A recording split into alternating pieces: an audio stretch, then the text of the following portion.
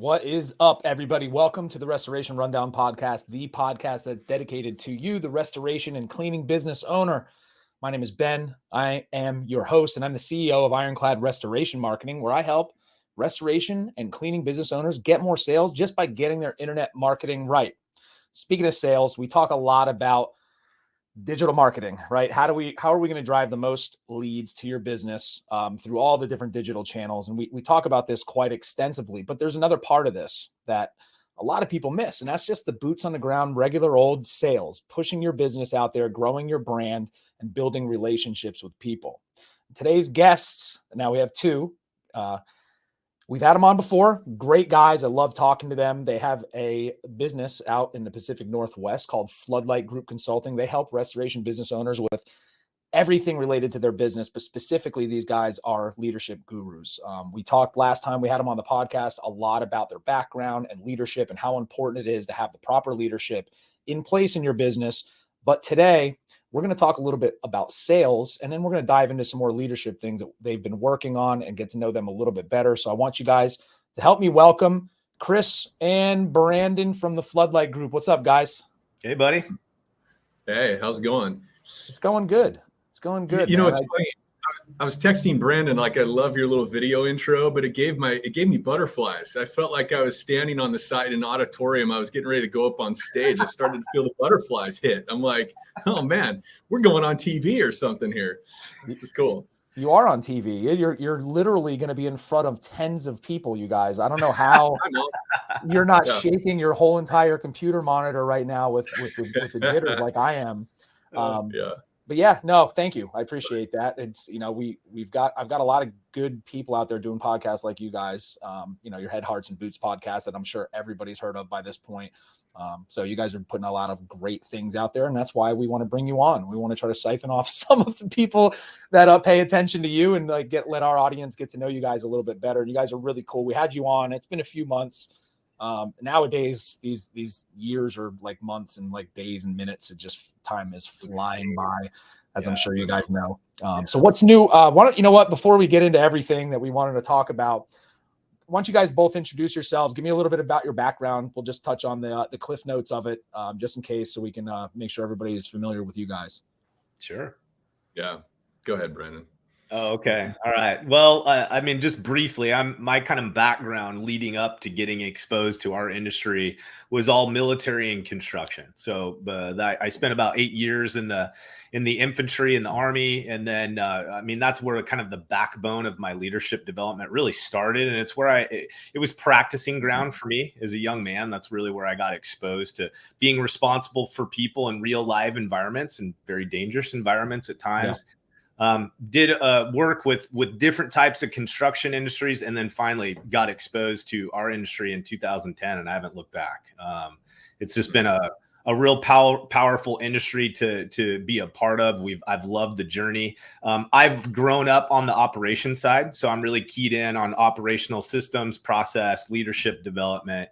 That's been the track that essentially I've had as we've grown in the industry. So that's cliff notes, I guess, speed version. Yeah, that was good. And for anybody that's not watching live on TV, this is going to be on pay-per-view pretty soon, but that's Brandon Reese, and he is one of the founders of Floodlight Group and one of the hosts of the Head, Heart and Boots podcast. And next up, we've got Mr. Chris Nordyke, also from the same two places. Yeah, Brandon Reese, aka the mustache. The stash. I am Chris Nordyke, aka the beard. Okay. It's funny because our creative director who came up with our logo for the podcast, right? It's got the kind of caricature of the beard and mustache heads.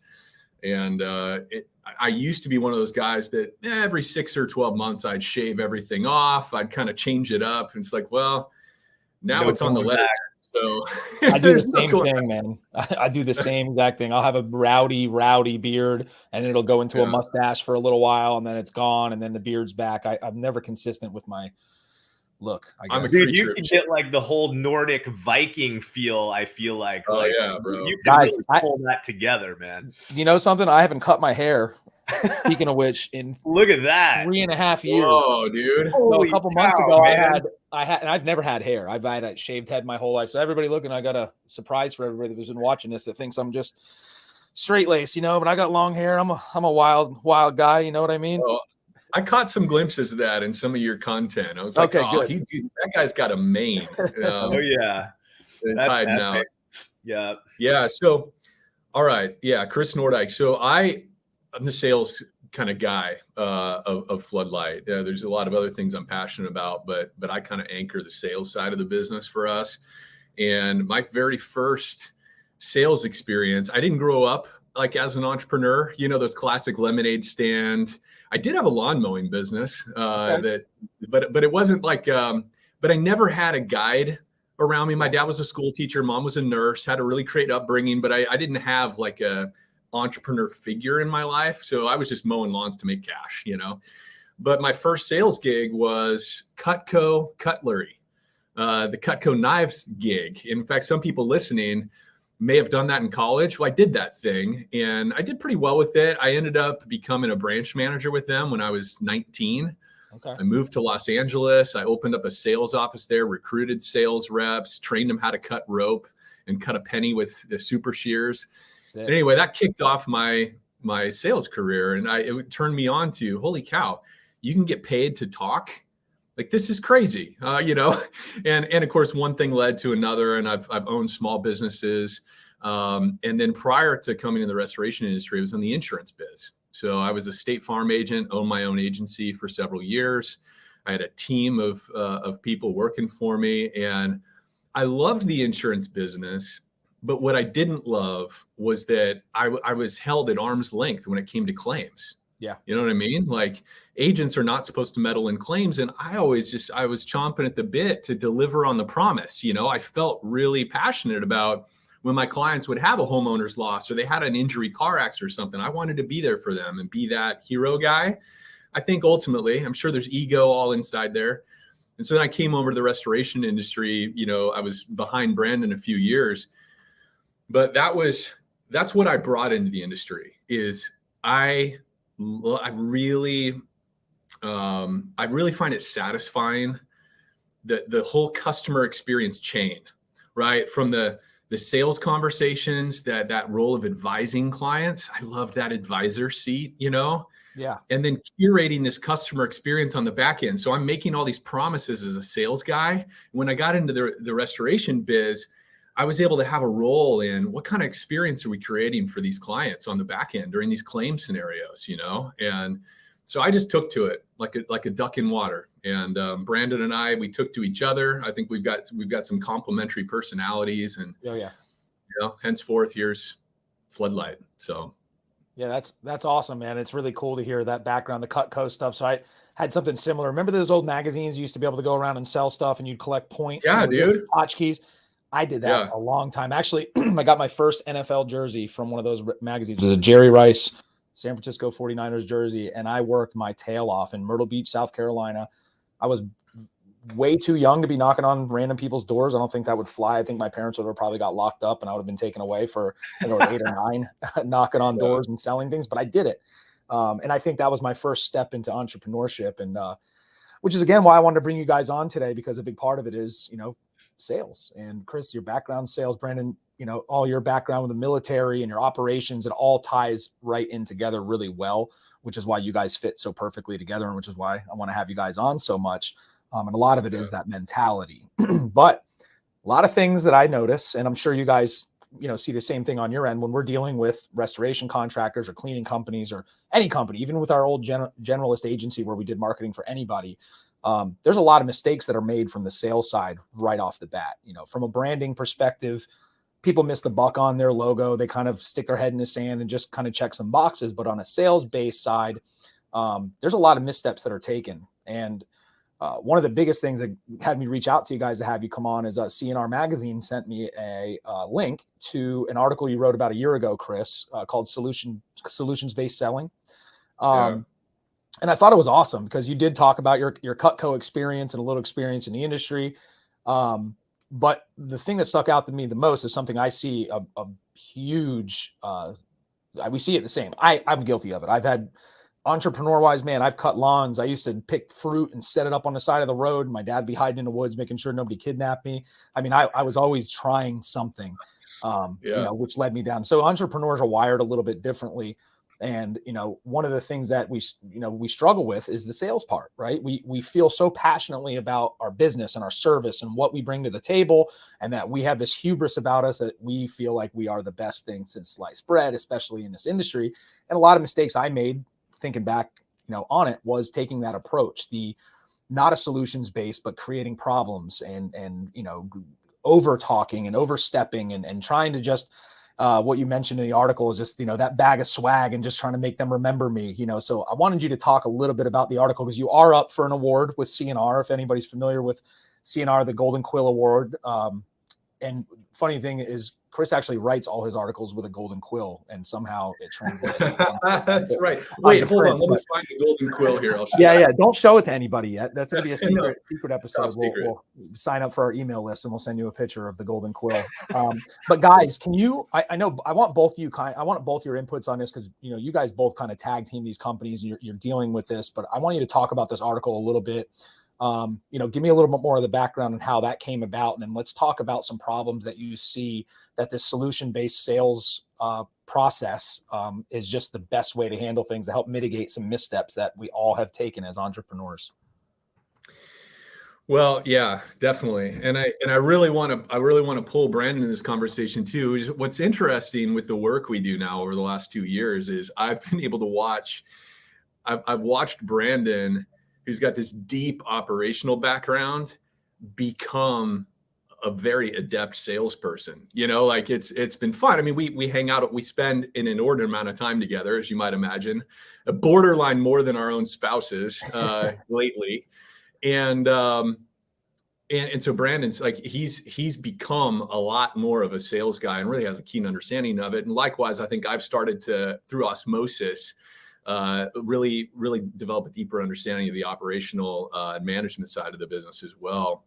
But I think, I think what we've experienced, it's the elephant in the room. Like we're not seeing anything different than what I think the entire industry is seeing in restoration. We have a very weird product. It's weird. And of course, there's other industry verticals, niches that are probably very similar to us. But it's weird. It's weird how our business moves, and it's weird how we have to sell to it, because we don't have a defined, there's really no defined sales process. Now there's little niches of our business, right, that are more of a prescriptive kind of sales process where we have a presentation, somebody has a problem, we have a presentation, we do a proposal, we close on it, like mold, for example, right? It can be one of those direct sales. But the resto component of our business, it's fuzzy. We don't know if we won the sale until we get the call, Yep. And so the industry has struggled with how to deal with that. And the answer that we've had historically is top of mind awareness. Yes. I don't know if you remember this because you're a marketing nerd, but back in the day, the very first wave of digital marketing was all TOMA. It was just like, how can I be present everywhere? It's just top of mind awareness. The last person they saw in this product category or service category. And it's just like everywhere. And then we had this proliferation of banner ads. So when I'm shopping for that flannel shirt for the fall, I'm seeing this ad for disaster restoration, and all of us who had businesses thought, this is so cool. I can put my brand in front of people anywhere I want. And I think it fed our egos, kind of like billboards. And so we applied that to our industry with the Candy and Smiles program. Of course, long before digital marketing. I mean, this is 40 years ago. We started with this whole Candy and Smiles program, and it worked at the time. It worked for a while because people weren't so gosh dang distracted. But now, right over the last 10 years, it's like people are just bombarded with these same pitches and messages constantly. And of course, what I know, because I was an insurance agent, I owned an agency, I had these same restoration reps for 5.5 years coming into my business. Now, again, using agent speak, interrupting my employees. Yes. And more candidly, like my payroll spend. Yeah, right. Exactly. My people are servicing my clients and they're writing new apps, new business, keep the old business. Like as an owner, I'm totally, tuned into that. I did not see the value add of these restoration companies popping in and doing that whole thing. And I think my employees liked it. And I think the model worked because my employees loved a little break. They loved a little interruption in the midst of writing apps and doing calls and all that kind of stuff. And so the model just kind of worked. But of course, that has changed a lot. And COVID accelerated that change in many, many ways. And so we saw this as we were building a restoration company. We're like, okay, when we not only saw it, we felt it. Like, hey, if we try to put ourselves in the agent's shoes, we wouldn't like this model either. Right. So it started there. Then I started having, because I had 5 sales reps on our team that were working our markets and stuff. And one of my roles was I would meet with our biggest agencies. I'd meet with the owners periodically, quarterly, a couple times a year. Sure. And I remember this one meeting with this agency owner, multiple sites, big agency, probably 50 employees in our market in 3 different offices. And I met him for lunch and I said, hey, how things going? How's the business going? What's your impression of our company? What have you heard from your employees? What are you hearing potentially from your clients? I just want to check in, make sure, we're always trying to get better, blah, blah, blah. Kind of gave that whole intro. And he stopped and he looked at me for a second. He said, well, can I be honest with you? I said, well, that was kind of the goal. And he said, look, I'm really, pardon the language, I'm really goddamn tired of these restoration reps coming in and distracting my employees. He said, in fact, he was hot. He said, in fact, I had one of these reps come into my office a week ago, take one of my frontline, my producer, licensed employees that writes apps, sells business, take one of my producers out to lunch offsite and brought them back 15 minutes late. I give them an hour lunch. Sure. I give them a paid hour lunch and they came back an hour and 15 later. I watched this whole thing happen. I said, he said, that doesn't make me happy as a business owner. Do you have any idea how much payroll I have rolling per hour in that one office? I said, I can only imagine, sir. Thank you. Thank you for the sure. Hey, I get it. Now, what I didn't realize until later, that restoration rep he talked about took his employee out for lunch. It was one of mine. Wow. It was one of my sales reps.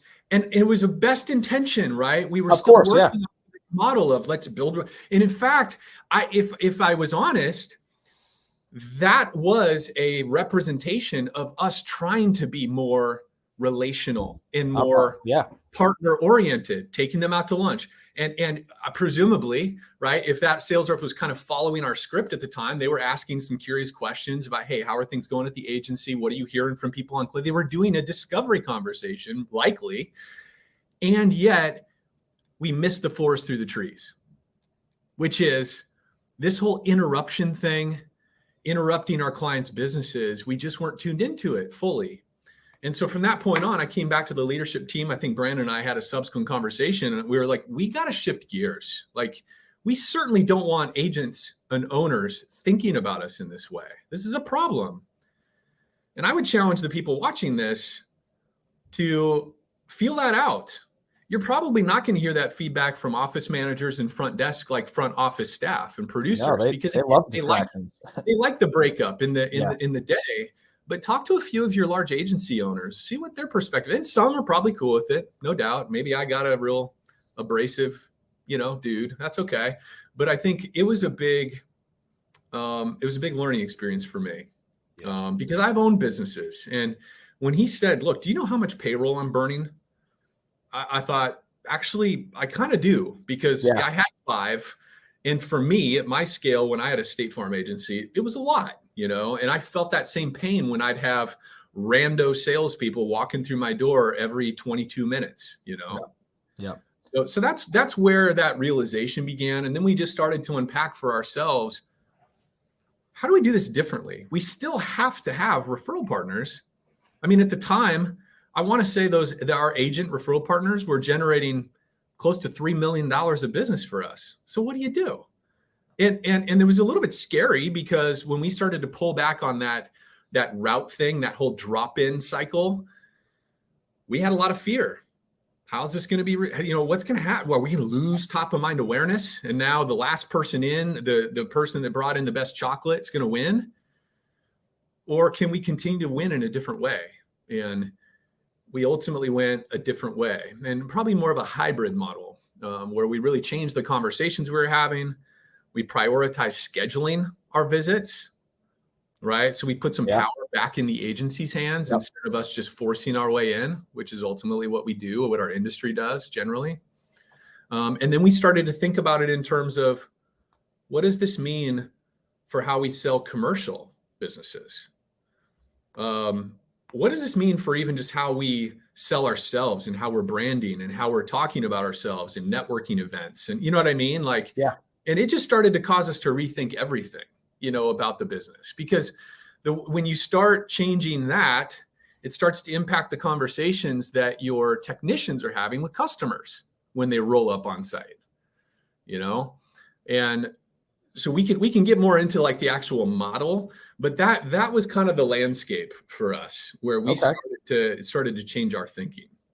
Yeah, that makes sense. And Brandon, I want to hear your thoughts on this kind of stuff from an operations standpoint, because, the first thing that I thought about was, well, yeah, that applies to agencies, right? They're in a different realm, and having a construction business, and you guys can relate, you guys contractors yourselves, the lunch is like the handshake, take a guy out to lunch, you're going to bro down a little bit, and you keep that top of mind mentality, but you also can get on the same level. So, I find it kind of interesting that you guys have, come up with a framework, because I know there's no one magic pill that really handles all of this. So the hybrid, model is probably going to be the best bet.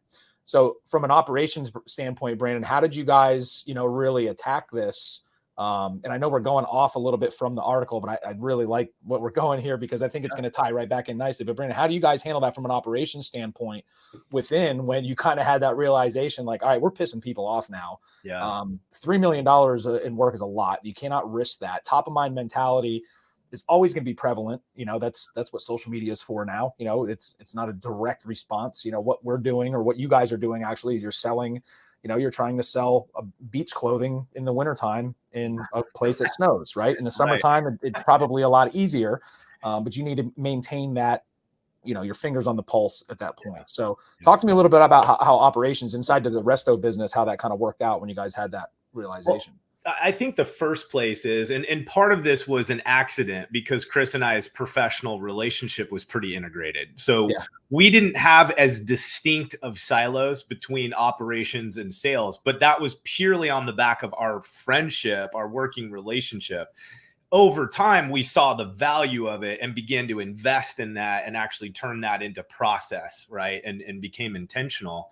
But I think one of the things that Chris talks about when we're teaching solution selling, like solution-based selling, is we have to come up with actual concrete solutions then that our team does differently from everybody else. We can't just talk about, sayings on the walls or core values. It's got to be something that's concrete, measurable.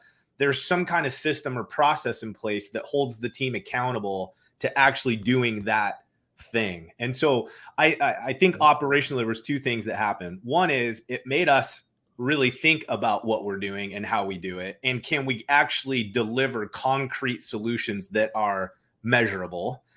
And then I think the other thing it caused us to learn over time was how much more momentum and power a team can get when the sales and operational staff are actually working together. And it sounds funny for some people maybe when we say that, but I cannot tell you how many times a week we have conversations with people and they almost proudly say, oh, sales doesn't get engaged in that. They don't touch operations or service. Like they're saying with pride, like, yeah, we keep them out of that. Yeah, that's crazy. Well, it's crazy, right? Yeah. It's crazy for residential work. It's crazy for multifamily. It's 10x crazy when we're talking about commercial relationships. So without hogging a bunch of airtime, I think those were the two biggest things that we learned together experimenting was we have to break down these silos between our operational and sales teams because they become a powerhouse when they back each other up. Mm-hmm. And then in conjunction with that, we had to stop talking about what we do, and we had to start verifying and validating what and how we do it, so that when somebody said, hey, here's a concrete solution that we provide to overcome that challenge or that pain point, we had to make sure it wasn't just lip service. Sure. I think those are the two biggest, areas that we ended up kind of hyper focusing on during that transition. Yeah, let me apply some color to that picture, because that was perfect, Brandon. That was what emerged. And so here's how did that change our conversations with agents? How did that change? Because most everybody listening to this is probably going to have, if they're more than just a few people, they probably have a marketing rep, or they have a sales rep out there, that's touching agents, plumbers, et cetera. So how did that conversation change? If we're not doing candy and smiles anymore, how does this conversation outside with agents change? And what are the implications for operations, and what did that look like? So here's kind of how our agent conversation shifted the next time we went into their office, or when we went into an agent office for the first time, subsequent to us kind of making this shift. We instead started to engage them about the role that we play in retaining their clients. And what I mean by that is, we've recognized, and I, coming from the insurance industry, I knew this as fact. And I knew it as fact because I've heard the data, I've seen the data directly from State Farm. State Farm used to have an annual claims review where it was an agent call, where agents would call in, they'd hear all the stats in terms of loss ratios and how it's impacting underwriting, and different high propensity loss areas from the prior year, and how storms affected things, and average homeowner loss. They would go through like what was the most common cause of loss and all that kind of stuff. And we learned some things. I learned some things from that, is that the outcome of claims dramatically affects an agent and a company's book of business. If a claim goes well, right, a customer reports above a certain satisfaction level for their claim, they are a customer for life. Within State Farm, average tenure of a household account within State Farm, people having all their policies with us, was something like 10.1 years. And at the time, I don't know what it is now, it was number one in the industry. We had the longest retention of anybody, and agents were really proud of that. But what's interesting is once somebody has a major homeowner's claim beyond a certain amount, I can't remember if it was $12,000 or more, but that if their satisfaction reaches above a certain threshold on that claim, their longevity goes almost double to 21 years. Oh, wow. Average tenure, which is really interesting data. And of course, State Farm has more data than anybody else in the industry, at least did at the time. And so it was powerful, and we knew that, and I took that to heart. And there were things when we heard those reports, my team and I did, to try to enhance claim experience. But of course, there's very little we could do at arm's length. But fast forward to restoration industry, this is the conversation I'm having with an agent. Look, Mrs. Producer, Mr. Agent Owner, what we've learned over the years, and we know this as restoration companies, if we take enough time to just think about it and reflect about the business we have and the role we have in these claims, the effect we can have on the outcome of the claim, we know this to be true. Hey, Mr. and Mrs. Agent, listen, what we've learned over the years as a company is that when one of our agent customers has a claim for one of their policyholders, one of two things is going to happen at the end of that claim. If it goes really well, it almost doesn't matter whose fault it was. If you had them all set up with the right coverage, or the adjuster was having a good day, or we as the restoration company just hit the ball out of the park, it doesn't matter who is at fault for that great experience. You've got a customer for life. Mm-hmm. It's very unlikely they're ever going to shop their policies. Once you've delivered on the promise, right, is the feeling and the affirmation they get after a good claim. I said, but what we've also learned is the exact opposite is true.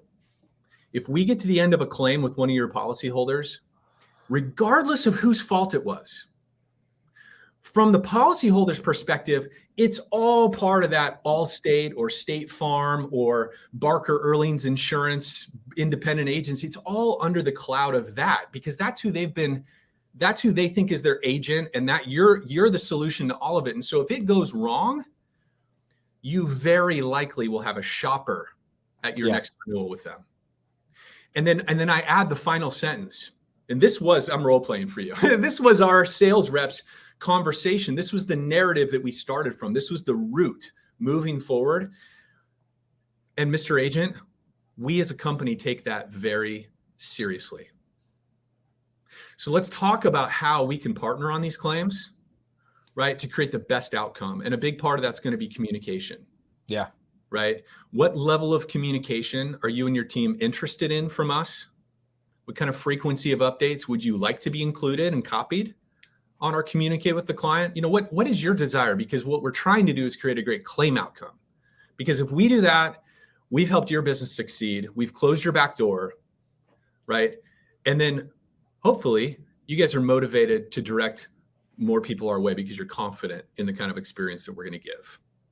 I want to piggyback on that a little bit because I think that's a perfect example, Ben, of how this translated into the bigger picture sales focus that our teams have been building. And that is, it's about the individual on the other side there. Like if you think about what Chris was focused in on there, it was learning about that specific person's business, what's important to their business, what affects their business.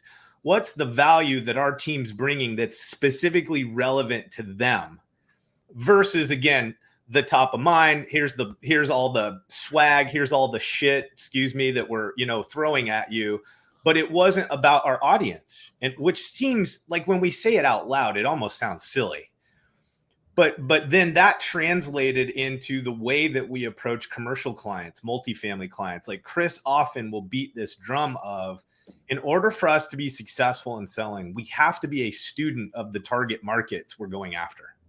Like it's just mission critical that you and Chris and I have the commercial master course that we put out. Mm-hmm.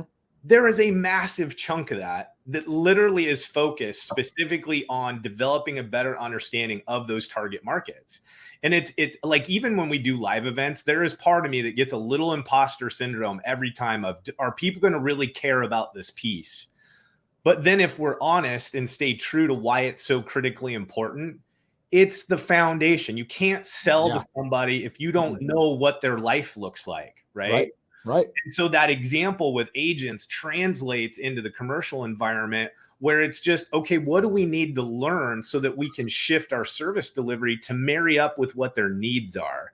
Because in the commercial environment, like we bank on IICRC certifications and S500 standards and all the things, which is awesome. It's what protects us and helps us, be risk adverse and deliver a good service. But often our clients' needs actually are in conflict with some of those black and white IICRC standards. And so we have to bridge that gap. We need to learn how to translate our industry best knowledge and practice and marry that to the client's real experience needs. And so that's really, to me, that's what we took from those shifts in conversation. It's like, it's all about the client, stupid. Like, what do they need? You know what I mean? Yeah. And once we got there, it's kind of like we're walking down a road. We're walking down the yellow brick road here, Ben. So that's exactly right. It absolutely translated into our direct commercial approach. But the next layer we had to figure out is, okay, so what we're getting on the side of the customer, we're trying to understand them. It's more about them. That's where the humility started to enter into our model. Mm-hmm. It's like, okay, it isn't about us. It's not about us, how big our fleet is, whether we got a cool app to track your claim with us, all that stuff. That stuff's cool. That's not to dismiss that stuff. It's just that that's not what matters until it does.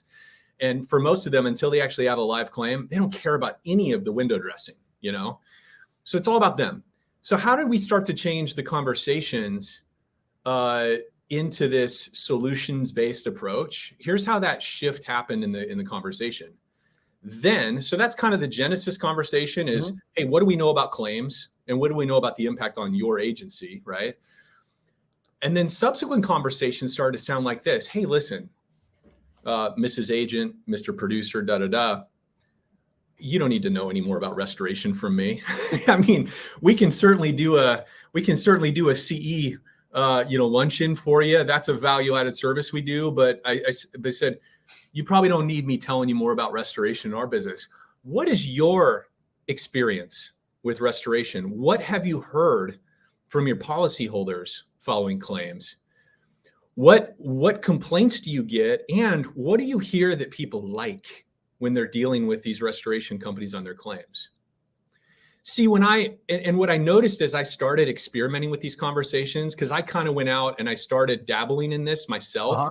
And then, of course, we started teaching it to our team, and they just took to it like a duck in water because it feels so natural. It's so much more organic. You don't feel like a salesperson. Right. You feel like a partner. It's partner language. And so as I started to experiment with this, people started opening up, right? Because I wasn't trying to just find an angle to pitch to. I was trying to find out what their angle is, like what is their perspective on the restoration industry? And of course, then things started to come out, like they would tell about a company they really liked. And I would ask them, I'd be curious. I'd say, well, what was it about their people or their process specifically that keeps you guys referring them? And they would say things.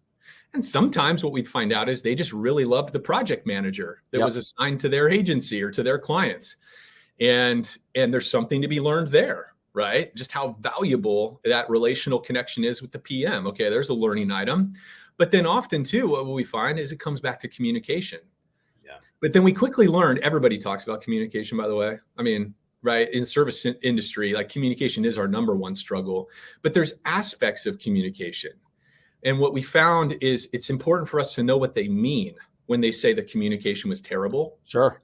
Because sometimes the communication, and listen, we probably all worked with contractors and had a home remodel or stuff like that. And so we know all the different ways that communication can break down. There's quality of communication, there's professionalism, there's clarity, there's all that kind of stuff. But then there's communication frequency. Yes. And we started to identify communication frequency as the real felt pain point. And it started to come out in conversations with these agents about our policyholders never knew what the hell was going on. They would call us like they said they were going to be here. They're not here, or we haven't heard from them in 3 or 4 days. And then, of course, the agent has to get engaged and call out and like what's going on because they don't want their claim going sideways. That makes them look bad, all the things. And so that really started to evolve the entire conversation we were having with all agents and frankly, plumbers and HVAC and all these other referral partner sources. We start to ask them, what is your experience of our industry? Good and bad. What is it about people and process that makes it better or worse for you as a referral partner?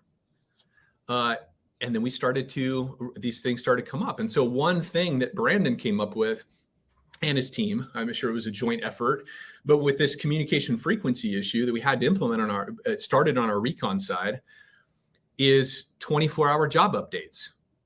It's not sexy. This isn't fancy. It's frankly, there's people listening. They're like, oh, we already do that. Awesome. It's a really good thing to do. But for us, it wasn't necessarily a battle rhythm. It was something that we were doing selectively to service our client. We had those maybe more demanding or higher touch clients, that just needed that. Our multifamily clients, for example, we did that on some projects based on the property manager, but we hadn't really built it into our process.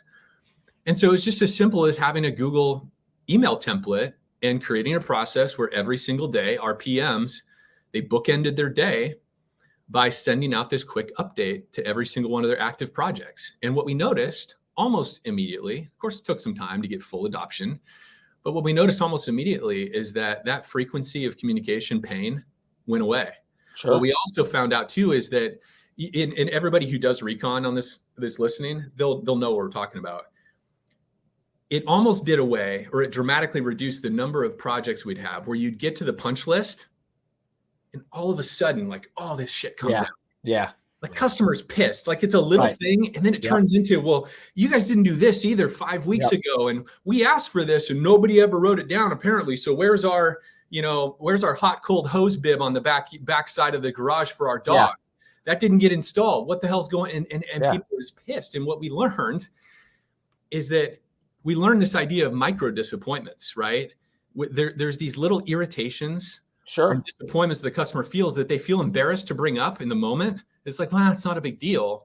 But then if we don't have this cadence of communication, calming that part down, then it rears its head at the end. We thought we had a 4 or 5 star client just based on the interactions. And then all of a sudden we're like, shit, I don't even know if we're going to get a review from this person. Yeah. And then we're putting a ton of energy into saving that deal. And so that's just one example of having a specific system that we put in place that speaks directly to that felt pain point of the agent. So we had that experience. And then like Brandon was talking about, we started to apply that to everything in our business. We started to pull back and say, okay, what are we saying about ourselves out there? And do we have the systems and maybe the roles, the people on our team to actually fulfill that? And in some cases, it was a no. Like the 24-hour job update report, we looked at our mitigation process outline. We looked at our recon checklist thing. We're like, no, that step is missing. We need that component. And that just became kind of part of our culture is as a leadership team, we started to become more sensitive to that stuff. And then we started to have more of this interplay. The sales team would hear these things out in the field. This became a regular conversation. What are you guys hearing out there? What are agents saying? What are property managers saying about their experience? What do they want? What are the specific pain points? They're feeding that back to our leadership team. And then our leadership team is saying, okay, what can we do? What can we tweak in our process? Is there a hire that we need to make in order to solve for that? And we had a series of things that flowed from those curious questions that we ultimately had to implement in our process on the ops side to make sure that our technicians, our PMs, our department leads were delivering on the same promise that our salespeople were selling out in the field.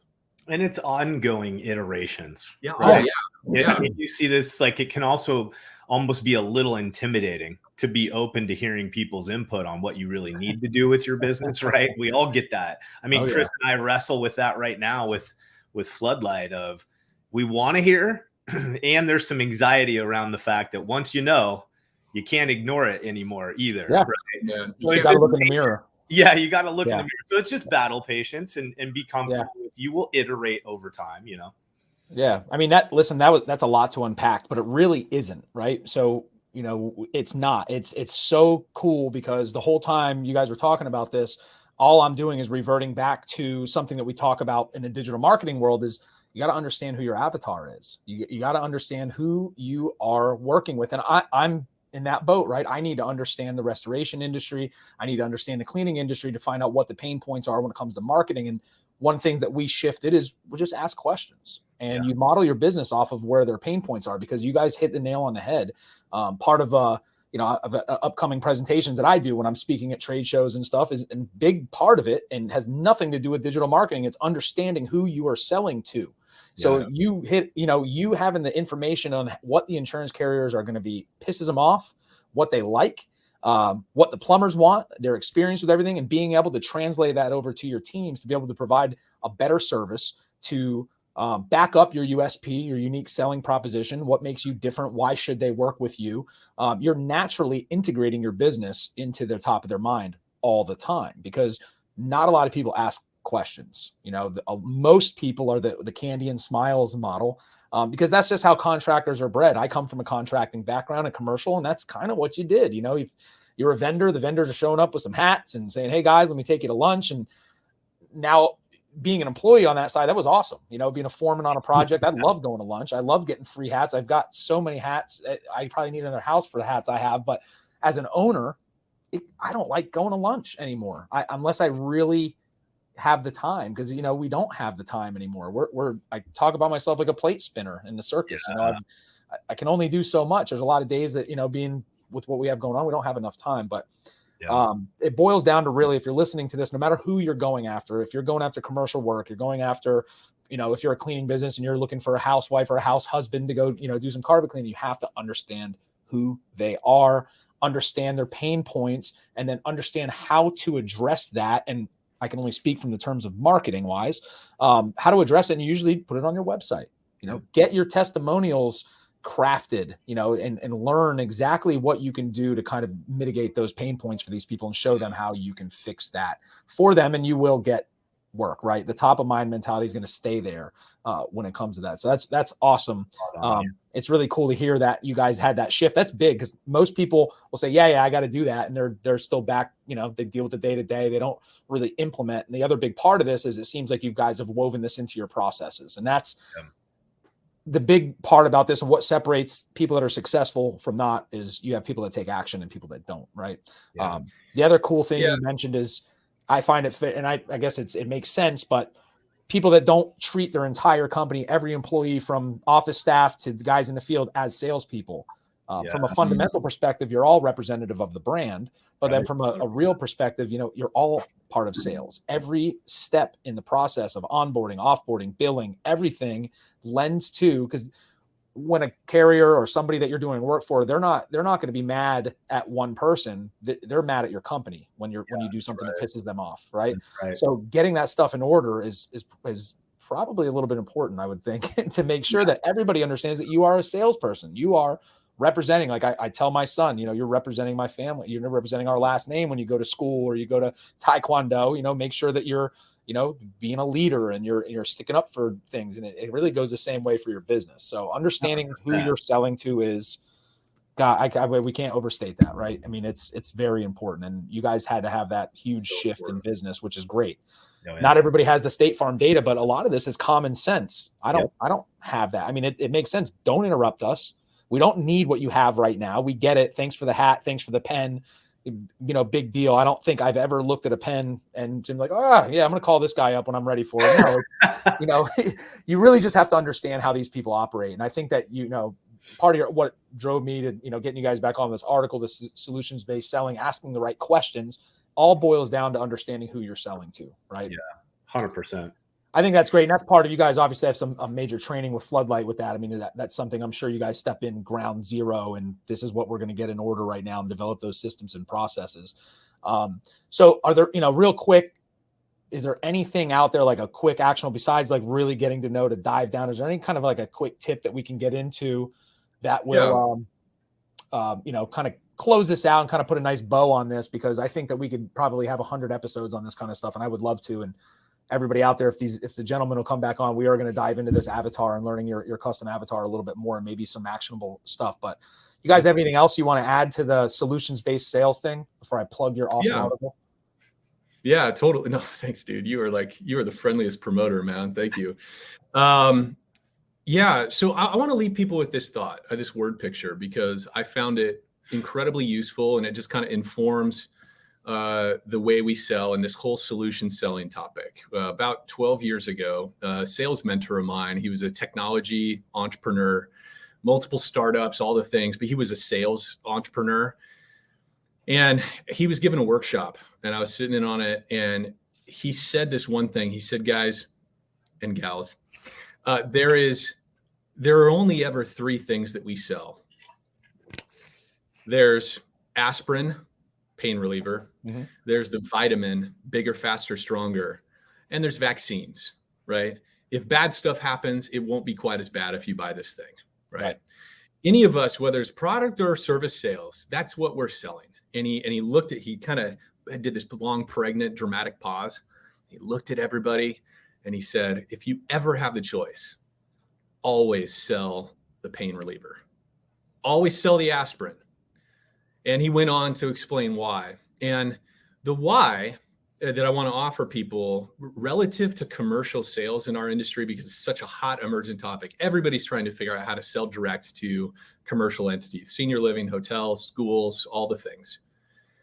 The reason why that pain reliever piece is so important is that operational leaders, there's an incredible amount of inertia that we have to overcome for them to change a vendor. Yeah. We don't think about this enough. Brandon and I, in our own little small business here, like we have certain vendors we use.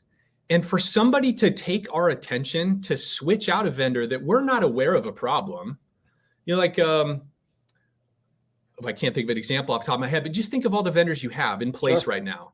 They are working to some degree, unless there's something top of mind that they're failing.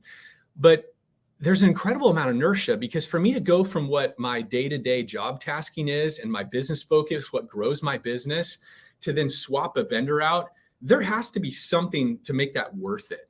Yeah. And pain is that thing. Yes. Business leaders do not change vendors unless there is a significant economic opportunity, which is rare. Mm-hmm. You have some kind of disruptor vendor who's half the price of everybody else. Okay, whatever. But that doesn't happen very often. It's always the pain. It's always the pain. And yet we still tend as an industry to approach our commercial prospects with a promotional sell. We're the biggest, we're the best. Don't you want to be with the biggest and the best? And that chief engineer, that director of facilities is like, hey, I don't know. What I got's working pretty good. Too busy to deal with it. Yeah. I'm too, right. This is not, it's working. Right. Yeah. You know, it doesn't even make my list. And so to overcome that inertia, it nearly always is a pain. It's a pain point. And if we can sell to the pain point, we actually have an opportunity then to win them over as a vendor. If we don't, it's all we're depending on is luck and the general attractiveness of the sales rep with the message. And we don't want to build an industry and a company that way. Right? We don't want to build it on the charisma and appearance of our salespeople. If we can really get dialed in on building it on solving a pain point for those commercial businesses, there is a never-ending supply of opportunity, especially in the verticals we're in. Because let's face it, construction, commercial services, restoration, not exactly known for customer experience delivery, right? No, if there's any pool builders out there listening to this, we're talking to you specifically because you're all. Right. That's right. No, I mean, that's the mentality. It's a marketing thing. People are motivated by pain.